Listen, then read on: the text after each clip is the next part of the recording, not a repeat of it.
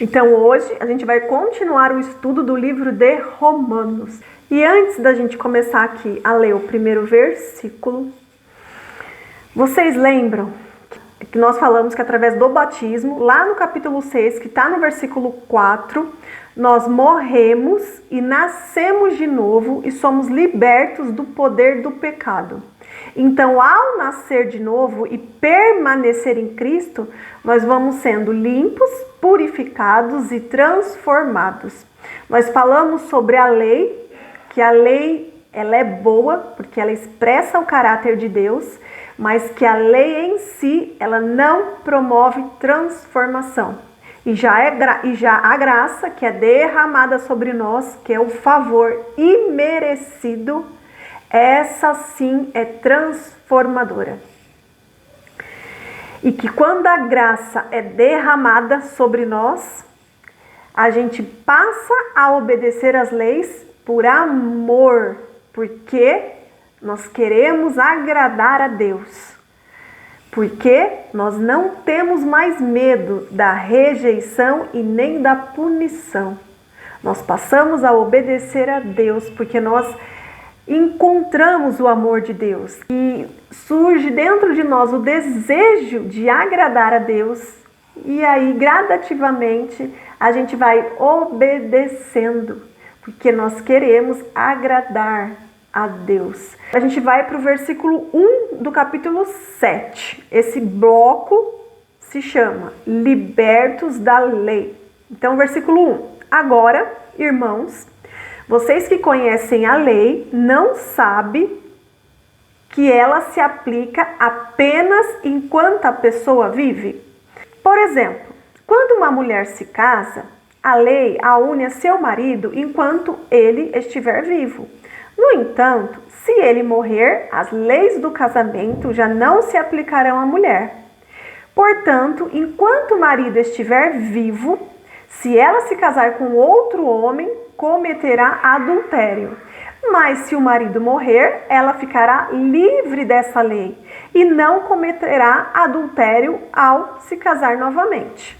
Versículo 4. Assim, meus irmãos, vocês morreram para o poder da lei quando morreram com Cristo, e agora estão unidos com aquele que foi ressuscitado dos mortos. Como resultado, podemos produzir uma colheita de boas obras para Deus.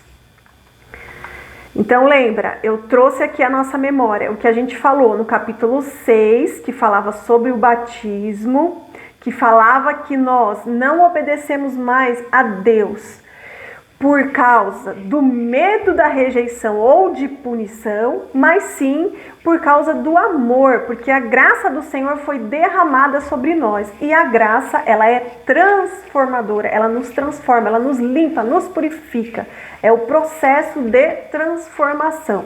E aí agora, nesses primeiros versículos do capítulo 7, Paulo traz uma analogia do casamento. Então agora ele vai explicar mais profundamente sobre isso, nos trazendo o exemplo do casamento e comparando esse exemplo com a lei e com a graça.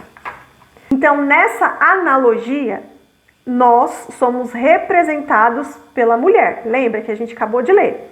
Naquela analogia, o Paulo falou que a mulher casou com o homem, e que enquanto essa mulher tivesse casada com um homem, não teria como ela se casar com outro homem, porque se ela fizesse isso, ela estaria cometendo adultério. Enquanto os dois estiverem vivos, eles estão unidos. É o famoso até que a morte os separe. No casamento, os dois ficam unidos até que a morte os separe. E aí no versículo 3, que nós já lemos, ele fala que enquanto o marido estiver vivo, a mulher não pode casar com outro homem, porque se ela fizer isso, ela vai estar cometendo adultério. Mas se o marido morrer, ela pode se casar com outro homem, porque a morte, ela coloca um ponto final no compromisso, certo? É até que a morte os separe. Se um dos dois morrer, acabou a aliança, acabou ali o compromisso. E nessa analogia, o marido representa um homem bom, alguém que tem um padrão de perfeição excelente. Esse marido, ele é perfeccionista e ele é tão bom que ele não morre. Então esse marido, nessa analogia, ele representa a lei, que é boa porque ela expressa o caráter de Deus, ela é perfeita. Mas a mulher, que representa a nós, a mim, a você, não é tão boa assim. Ela não é perfeita e ela é atrapalhada demais. E esse casamento não tem como dar certo. É essa analogia aqui que o Paulo traz pra gente. Então vamos tentar imaginar.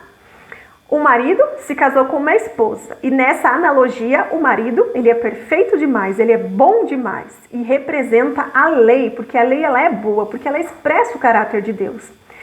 E nessa analogia, a mulher somos nós. Eu, você, somos nós. E aí, o marido, ele é tão bom que ele não morre. Mas a mulher pode morrer. A mulher representa quem? Eu, você, representa nós. E é isso que Paulo fala no versículo 4. Que vocês morreram para o poder da lei quando morreram com Cristo. E também lá no capítulo 6, que nós estudamos na semana anterior, no versículo 4, está escrito: pois pelo batismo morremos e fomos sepultados com Cristo. É por isso que eu relembrei e falei sobre o batismo que a gente conversou no encontro anterior no capítulo 6. Porque o que Paulo está explicando aqui? Que a lei, ela não morre, que representa aqui o marido. Mas a mulher, que sou eu, que é você, podemos morrer. E se a mulher morrer, acaba esse compromisso. Aí ela pode se casar com outro homem. E quando é que nós morremos? Quando a gente é batizado.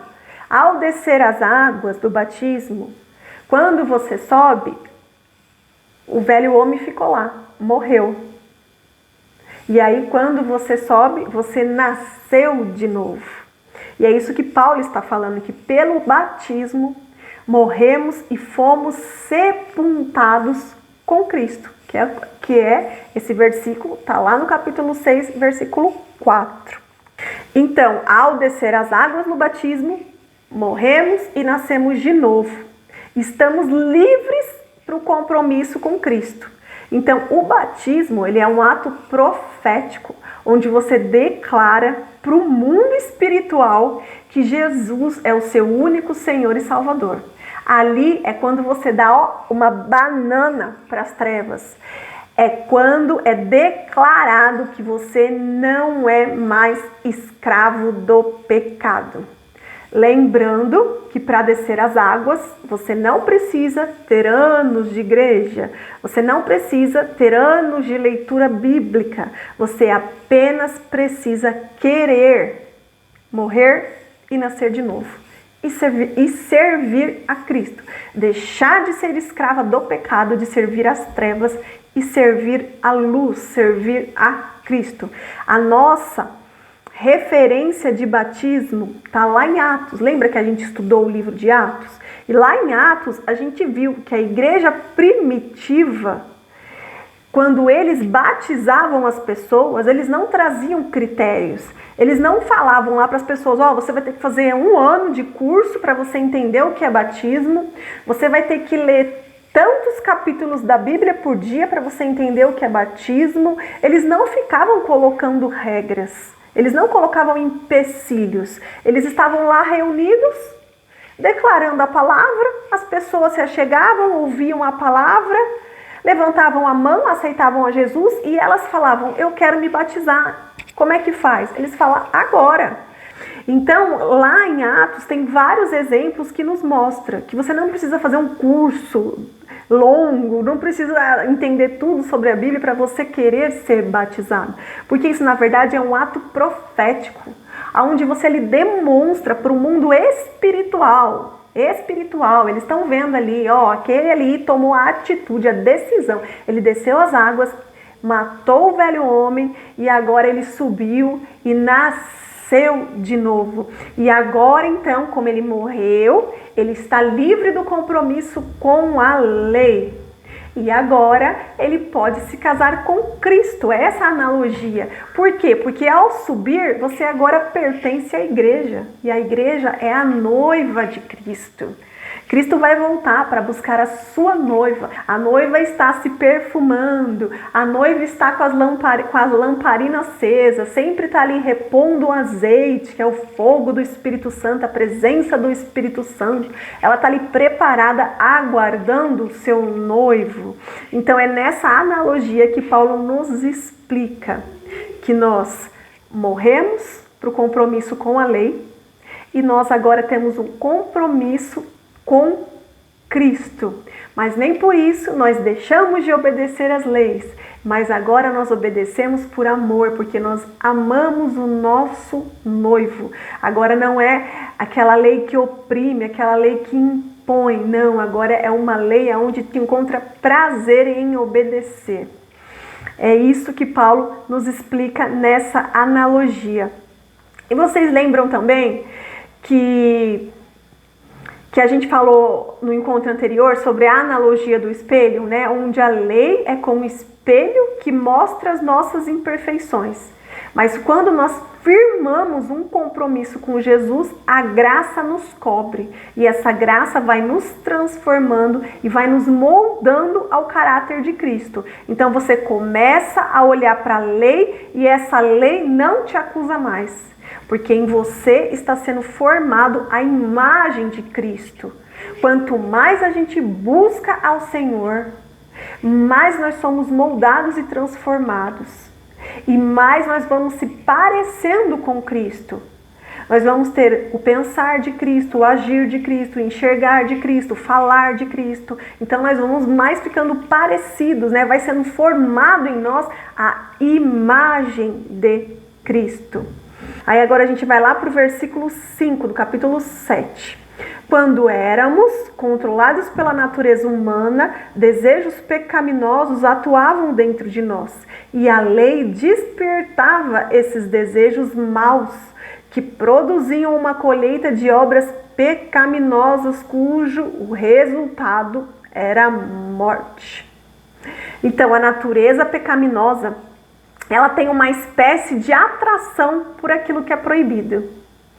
Se você falar para uma criança, olha, não mexe em tal objeto, a tendência é que aquela criança mexa naquele objeto. A gente até brinca e fala que tem que explicar, falar com os filhos ao contrário, né? Se eu não quero que mexa naquilo, eu falo, mexe naquilo, que daí não vai mexer. Porque a gente tem a impressão que as crianças fazem tudo o contrário da ordem que a gente dá. E na verdade isso é por causa da natureza pecaminosa, né? Porque todos caíram lá em Adão.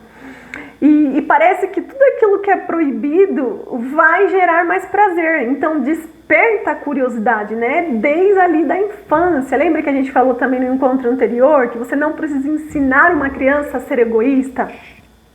Não precisa ensinar, né? Ela aprende sozinha a ser egoísta. É justamente por causa da natureza pecaminosa. E é isso que Paulo está nos ensinando aqui no versículo 5. Quando éramos controlados pela natureza humana, quando que nós éramos controlados pela natureza humana? Quando a gente era casado com a lei, quando o nosso marido era a lei.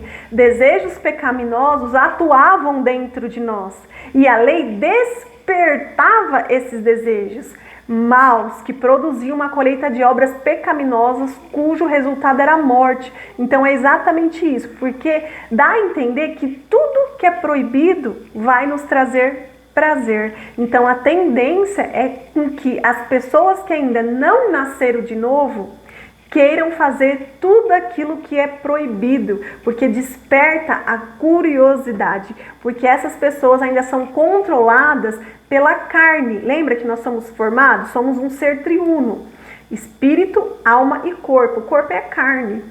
Então, quando a pessoa ela não nasceu de novo, ela ainda está alimentando mais a carne dela. E aí a carne dela sempre vai prevalecer. E a carne é onde está essa natureza pecaminosa. Então, quando a pessoa não nasce de novo, ela não vai alimentando o espírito. E a carne que prevalece. E aí sempre vai surgindo nela esse desejo por fazer as coisas proibidas. Porque surge essa curiosidade. Dá essa sensação de que tudo que é proibido é mais prazeroso. É isso que Paulo está falando no versículo 5. Aí no versículo 6. Agora, porém, fomos libertos da lei, pois morremos para ela e já não estamos presos a seu poder. Podemos servir a Deus não da maneira antiga, obedecendo a letra da lei, mas da maneira nova, vivendo no Espírito. Aquele que nasce de novo, ele começa a viver no Espírito. Então, quando a graça nos cobre, vai sendo formado a imagem de Cristo em nós. Nós passamos a servir a Deus, mas não mais da maneira antiga, obedecendo a letra da lei. E sim sendo conduzidos pelo Espírito, fazendo aquilo que agrada a Deus em amor e não mais por opressão. Então, quando nós somos batizados, o velho homem fica lá, nasce o novo homem, onde a graça é derramada, onde essa graça vai nos moldando a imagem de Cristo, aonde o Espírito vai prevalecendo, porque após o batismo, qual que é o passo? Quando a pessoa ali nasce de novo, ela começa ali o início da caminhada da fé. Ali ela se transforma num bebê, ela nasceu de novo, então como ela fosse um bebê. Então ali ela vai começando a ter interesse pela palavra e aos poucos ela vai aprendendo, ela vai se alimentando ali de papinha e aos poucos ela vai indo depois para comida sólida, até ela ter aquele entendimento. E aí ela vai se alimentando, vai buscando incansavelmente por Deus. E aí ela vai fortalecendo o Espírito. E esse Espírito que passa a conduzir essa pessoa. Então ela passa a ser conduzida pelo Espírito. E se nós deixamos o Espírito prevalecer, ele vai nos levar à obediência a Deus.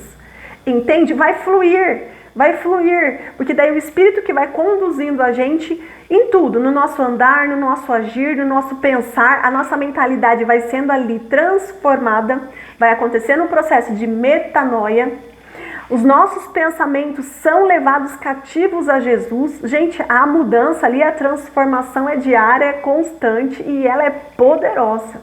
E aí nós vamos sendo conduzidos pelo Espírito. Eu não sei se vocês já tiveram experiências de passarem por algumas situações que depois você olha para trás e fala, nossa, glória a Deus, eu fui completamente conduzido pelo Espírito, porque se fosse pela minha carne eu jamais teria conseguido. Eu já passei por diversas situações assim, e aí olhando para trás eu falo, nossa, era como se eu fosse um robozinho de Deus.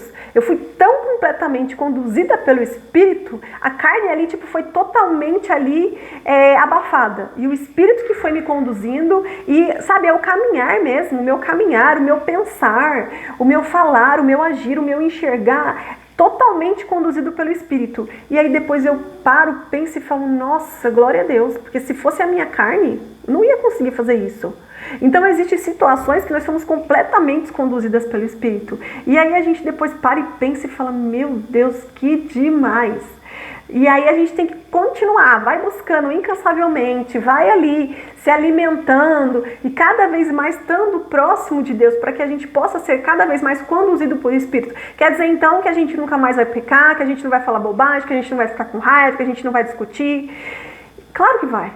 Vai, porque às vezes a carne ali, dependendo ali da emoção, dependendo da situação, a carne acaba prevalecendo. Mas você mesmo assim já percebe a diferença, porque é bem menos do que era antigamente, quando a natureza pecaminosa nos conduzia. E que a partir do momento que você passa a ser conduzida pelo Espírito, tudo começa a mudar.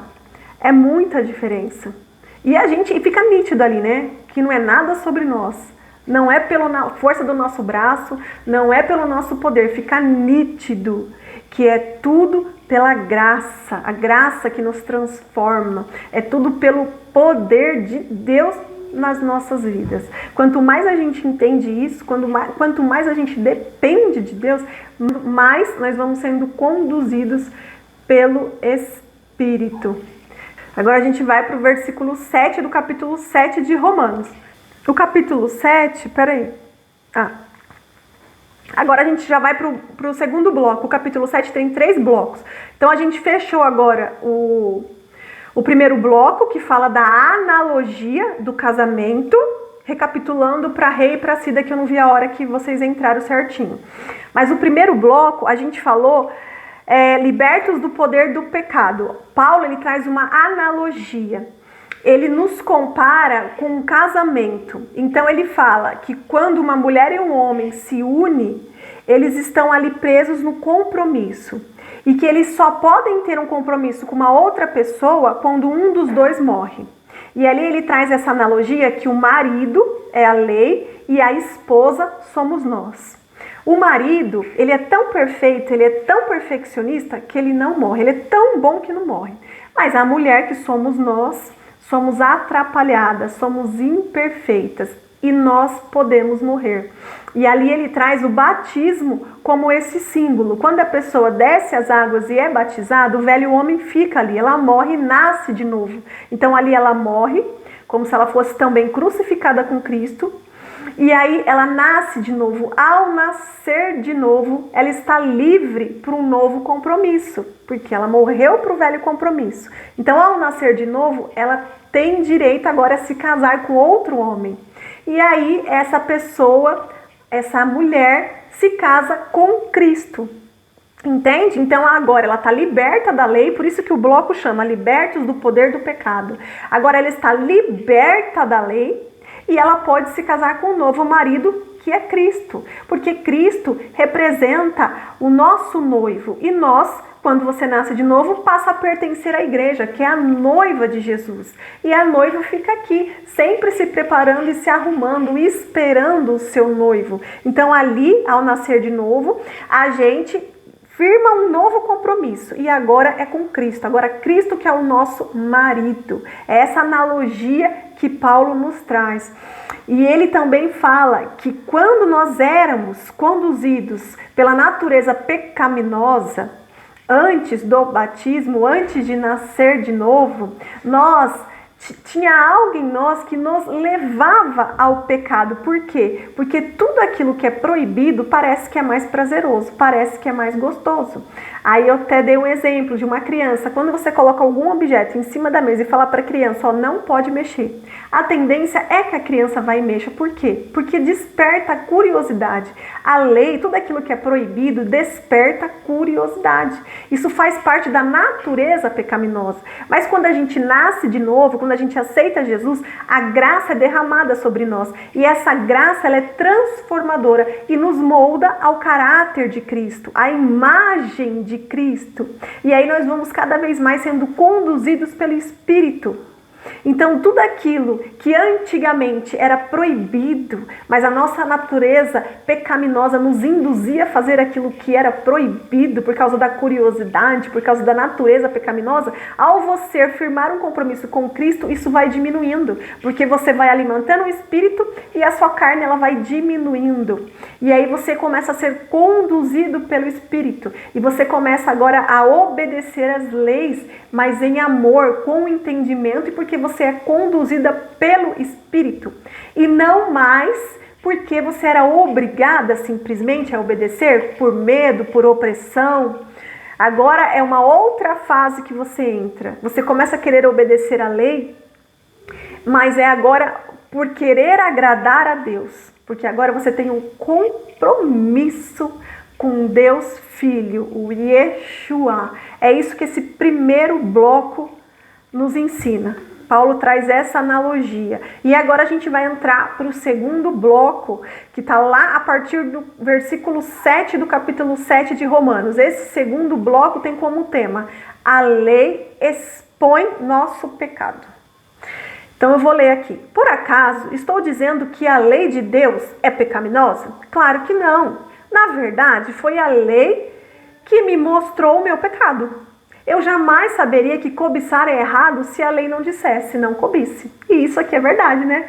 Se não tivesse uma lei para dizer para você, não faça isso, como é que você tem o discernimento do que é certo e do que é errado? Por isso que a gente tem que se encher da Bíblia, que é o manual de instrução, para a gente ter esse discernimento, né? Do que é certo e do que é errado.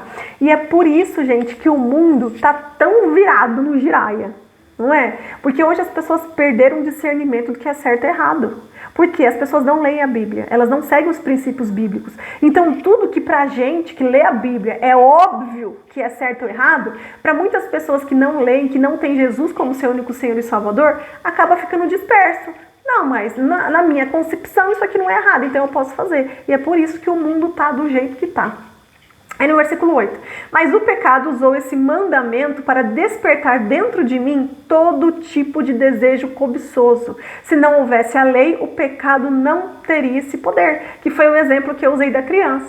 Quando você fala que não pode, ela é tentada a fazer aquilo por curiosidade, porque ela acha que algo proibido vai lhe proporcionar um prazer. Então a lei, ela regulamenta essa questão que traz a nossa consciência não apenas de revelar o que é pecado, mas de despertar o pecado em nós. Aí no versículo 9, houve um tempo em que eu vivia sem a lei. No entanto, quando tomei conhecimento do mandamento, o pecado ganhou vida e eu morri. Assim descobri que os mandamentos da lei que deveriam trazer vida trouxeram, em vez disso, morte. O pecado se aproveitou desses mandamentos e me enganou, e fez uso deles para me matar. Isso, porém, só demonstra que a lei em si é santa, e santos, justos e bons são seus mandamentos. Isso aqui a gente está falando ao tempo todo. A lei, ela não é ruim, ela é boa, ela expressa o caráter de Deus. Mas ela é perfeita demais. E nós somos falhos e pecadores. Nós não conseguimos ficar casados com esse marido perfeccionista que fica apontando as nossas falhas. É por isso que nós morremos e nascemos de novo. E aí firmamos um compromisso com Jesus. Porque Ele molda o nosso caráter. Porque Ele nos transforma e nos deixa a imagem dele, a imagem de Cristo. Nós vamos sendo, durante a caminhada, transformados e moldados à imagem de Cristo. E que todos aqui percebam essa transformação em suas vidas, em nome de Jesus. E lembrando, já falei isso várias vezes, Jesus, ele não veio para revogar as leis. Ele veio para obedecê-las e nos dar o exemplo. Mas Ele trouxe a graça transformadora, que fortalece o nosso espírito, onde esse espírito nos conduz e vai ficando muito mais fácil obedecer às leis. Então a lei, ela é boa, ela é dada para nos prevenir de consequências ruins. Por isso que a obediência a Deus gera bênçãos e gera proteção. Porque quando a gente fala para uma criança, não vai ali porque você vai se machucar. Se a criança obedecer, ela vai estar sendo protegida, porque aquilo poderia feri-la, poderia machucá-la. E é assim que Deus faz conosco. Então o pecado, ele engana. Ele traz aquela sensação falsa de liberdade e que te leva à morte. O pecado, ele é pior do que a pobreza, ele é pior do que a doença, é pior do que o desemprego, é pior que a morte, porque nada disso nos separa do amor de Deus. Mas o pecado sim, o pecado nos separa do amor de Deus. Então, quanto mais perto a gente estiver de Deus, mais vamos enxergar os nossos pecados. Porque quanto mais nos aproximarmos da luz, mais nítido ficará os nossos pecados. Porque enquanto as pessoas estiverem ali, no escuro, nas trevas, elas não conseguem enxergar muita coisa. Mas quanto mais você se aproxima de Deus, quanto mais você busca, o Espírito Santo te convence daquele pecado, porque você vai se aproximando da luz. Na luz a gente consegue enxergar as coisas com muito mais facilidade, porque a nossa visão se abre. E é exatamente isso que acontece conosco. Aí no versículo 13. Mas então, a lei que é boa foi responsável por minha morte? É Paulo aqui perguntando. E ele mesmo responde, claro que não. O pecado usou o que era bom para me condenar à morte.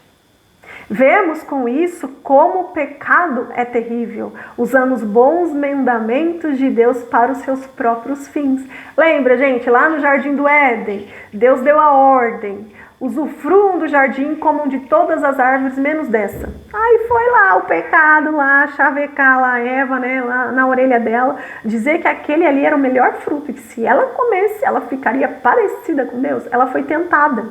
E é isso que o pecado faz, né? Ele vem aqui com a historinha dele aqui no nosso ouvido, tentar nos convencer, e a gente vai e faz o que é proibido, o que não era para fazer. Isso é a natureza pecaminosa, né, herdada lá de Adão e Eva. Então é isso que Paulo está explicando. Não é a lei que ela é ruim, é o pecado que nos induz a desobedecer a lei, entende? É aquilo que eu já falei aqui 2 vezes. Tudo aquilo que é proibido parece, dá a sensação de liberdade. É mentira, porque essa sensação te leva à morte.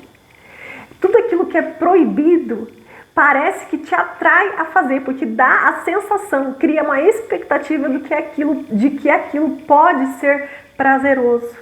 Mas é engano, é mentira, aquilo vai te levar à morte. E foi isso que aconteceu lá no Jardim do Éden. Aí no versículo 14.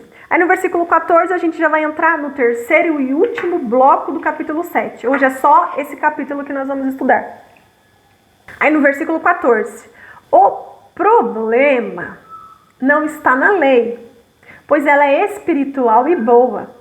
O problema está em mim, pois sou humano, escravo do pecado.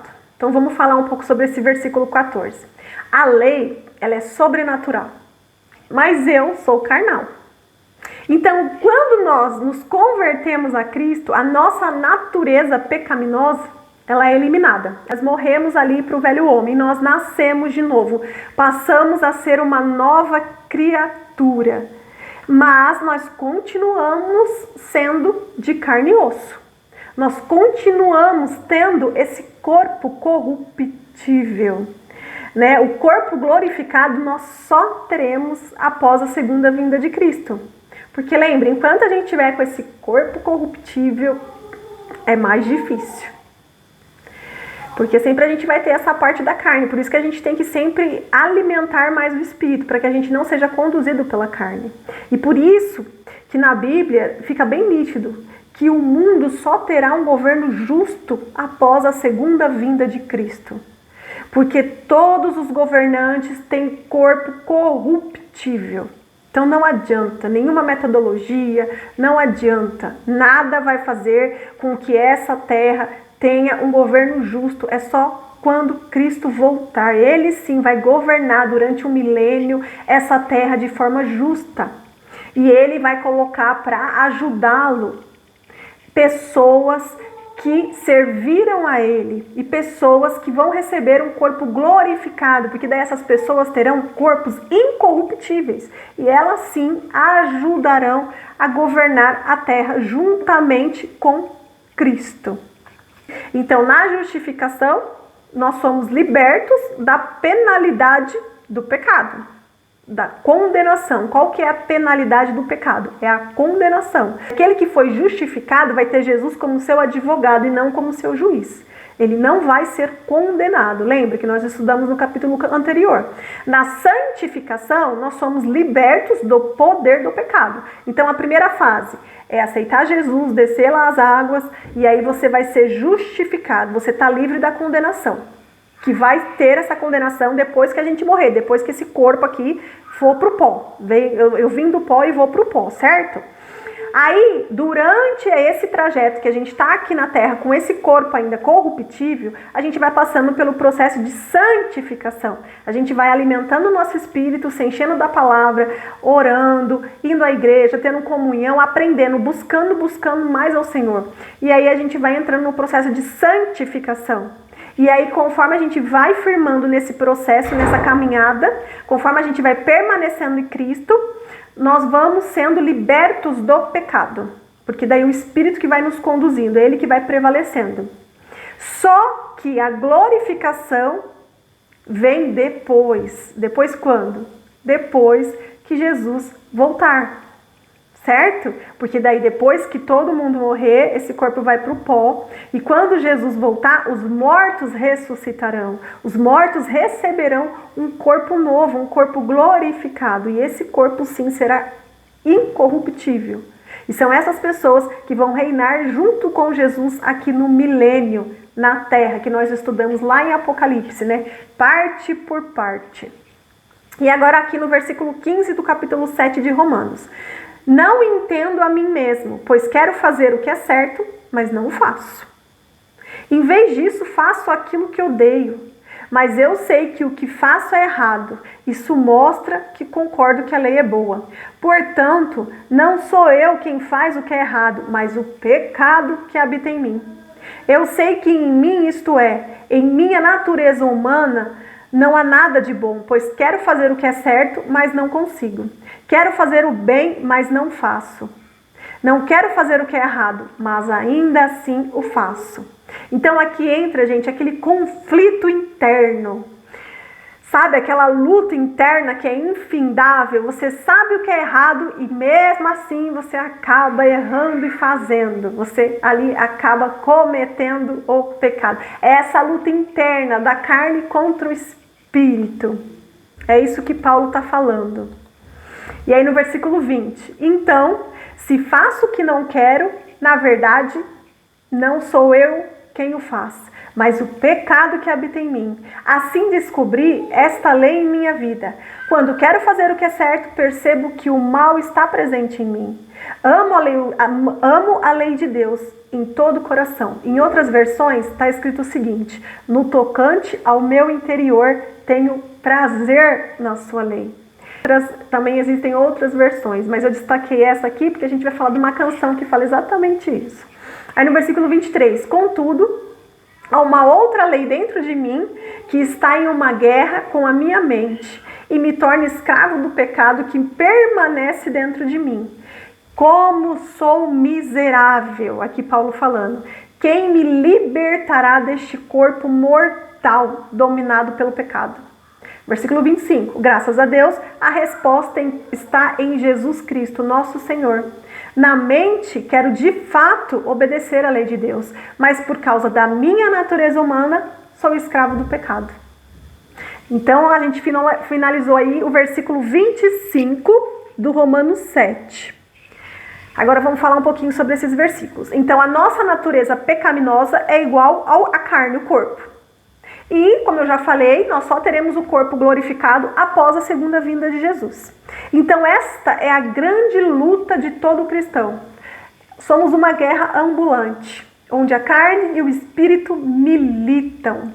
Aquele que estiver mais alimentado é que vai vencer essa guerra.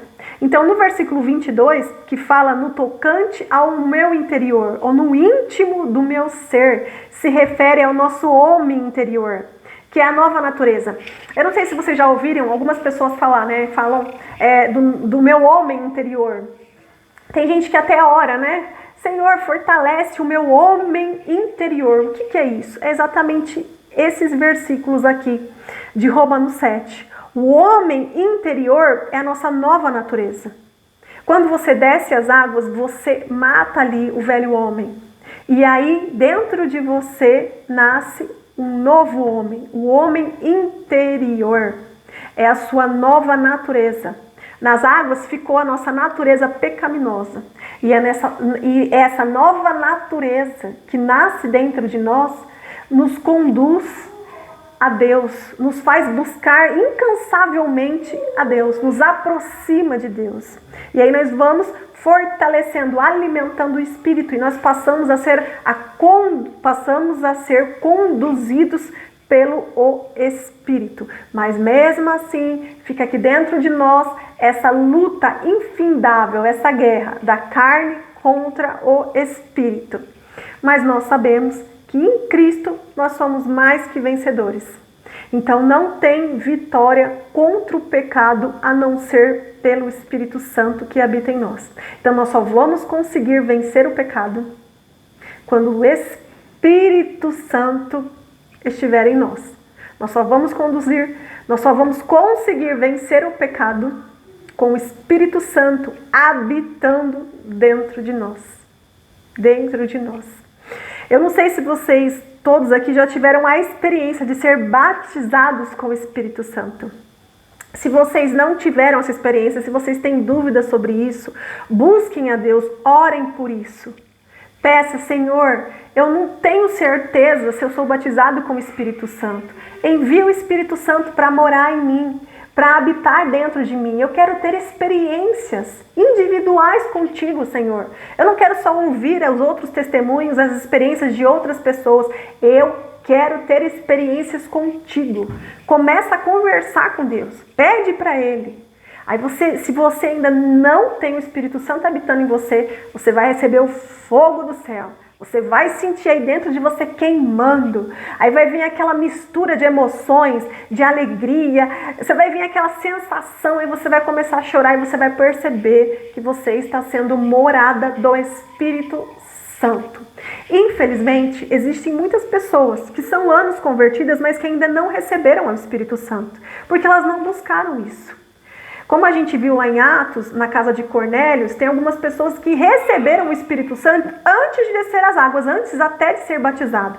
Mas quando recebe o Espírito Santo conduz essas pessoas ao batismo, porque o Espírito Santo conduz a cumprir os princípios de Deus, aquilo que foi estabelecido pela palavra.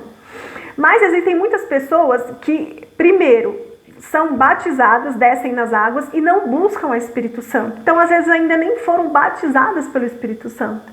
E a gente tem que orar, a gente tem que pedir, Senhor, renova, reacende a chama do Espírito Santo aqui dentro. E se eu ainda não o recebi, Senhor, derrama ele sobre mim. Desce o fogo do céu, lá como em Pentecostes, Senhor, para que o Espírito Santo faça morada dentro de mim. A gente tem que pedir, a gente tem que clamar. E o Senhor vai enviar o Espírito Santo para habitar em cada um de nós. Isso vai ficar muito nítido, porque a gente vai ouvir a voz, a gente vai sentir a presença. A nossa carne vai querer fazer alguma coisa, o Espírito Santo vai estar do lado. Não, senhorita, ele vai estar aqui falando. E aí é que você vai alimentando o Espírito, o seu Espírito que se comunica com Deus. Vai alimentando, fortalecendo esse compromisso. E aí você vai diminuindo ali a força da sua carne. E aí chega um momento que você é completamente conduzido pelo Espírito. E tudo vai ficando mais fácil, né? Vai ficando mais fácil você obedecer à lei. Porque você vai sendo conduzido pelo Espírito. Entende? Fortalecer o seu espírito. E uma coisa é o nosso espírito, né? Nós somos um ser triuno. Corpo, carne, alma e espírito. E o Espírito Santo é o Espírito de Deus que habita em nós.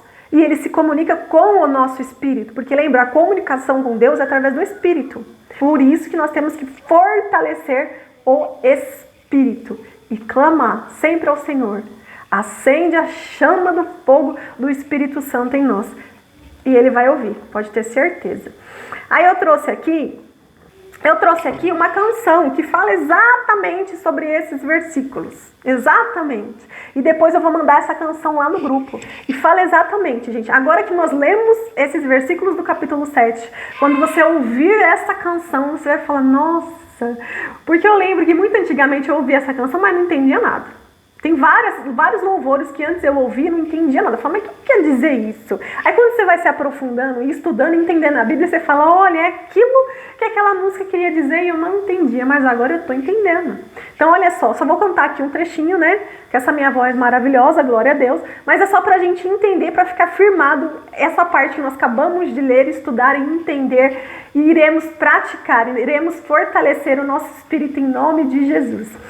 A canção fala assim, ó. Em meu ser militam carne e espírito, em uma guerra infindável, a qual eu não me rendo, pois meu corpo já foi vendido como escravo, e não existe bem nenhum em mim, apenas o pecado, mas eu sei que no tocante ao meu interior, tenho prazer na sua lei, tu és o meu amado, então liberta-me de mim, eu quero ser a sua casa, se você estiver aqui, eu sei, eu venço o pecado, então enche-me de ti, até que não haja mais espaço, pois quando estou em tua presença, o meu viver é transformado. E aí começa, essa música é bem grandona. Aí eu vou mandar lá no grupo a música com as letras para vocês poderem acompanhar. E fala exatamente esses versículos que nós acabamos de ler. Essa parte que fala, ó, mas eu sei que no tocante ao meu interior, tenho prazer na sua lei, tu és o meu amado. No tocante ao meu interior é justamente esse homem interior, entende? É a nova natureza. que nós recebemos. Quando nós morremos, estamos livres da lei. E aí nós passamos a ter um novo compromisso com Cristo. E é criada em nós uma nova natureza. Nasce essa nova natureza, que é o homem interior, é o tocante do meu interior. Eu tenho prazer na lei, entende? Você agora obedece às leis porque você sabe que ela é boa, porque ela expressa o caráter de Deus. E não porque você tem medo de pecar, não porque você vai se sentir oprimido por causa das leis, não. Agora as coisas vão mudando. Deus vai iluminando o nosso entendimento, tudo vai ficando mais fácil porque nós passamos a ser conduzidos pelo Espírito. Certo? Gente, Romanos é maravilhoso. Maravilhoso. É um dos meus livros preferidos porque ensina tudo na prática. E aí na semana que vem nós vamos para Romanos 8, né? Que é tudo continuação. A gente vai aprendendo bastante coisa. E quando terminar Romanos, a gente vai entender tudo. Do pecado, de nascer de novo, do espírito, da carne, de corpo glorificado. A gente vai entender tudo. Em nome de Jesus. Que Deus abençoe vocês. Que vocês descansem. Orem, gente, orem. Pega hoje e ora. Fala, Senhor, derrama o fogo do seu Espírito em mim. Ele vai derramar. Eu quero que vocês compartilhem as experiências que vocês terão. Quando vocês abrirem propósito para fazer jejum, abre jejum com o propósito de ter mais intimidade com Deus. Busque ao Senhor. Abre jejum buscando ao Senhor. Fala, Senhor, eu quero experiência sobrenatural contigo. Começa a orar, começa a fazer jejum, começa a buscar, que vocês vão ver o sobrenatural na vida de cada uma. Tá bom? E depois vocês compartilhem. Só tem um minutinho, eu vou ficar orando, mas vai derrubar. Muito obrigado pela presença de vocês. Que Deus abençoe. Bom descanso, gente. E até semana que vem. Eu vou orar aqui até derrubar, tá bom? Obrigada, papai. Obrigada porque o Senhor é maravilhoso. Muito obrigada, Jesus. Obrigada, Espírito Santo que habita em nós. Muito obrigada, Senhor. Obrigado pela sua graça, pela sua misericórdia, papai. E se tem alguém aqui, Senhor, que está ouvindo essa oração, que ouviu, Senhor, a sua palavra e que ainda não recebeu o Espírito Santo, papai, por favor, vem como em Pentecostes, papai. Habita em cada um de nós. Que todos aqui possam sentir, Senhor, o fogo do Espírito Santo. Que todos aqui possam fortalecer o Espírito e ser conduzidos por Ti, Senhor. Muito obrigado pela graça, Senhor. Obrigado porque estamos sendo transformados. Muito obrigado, papai. Em nome de Jesus. Amém. Amém.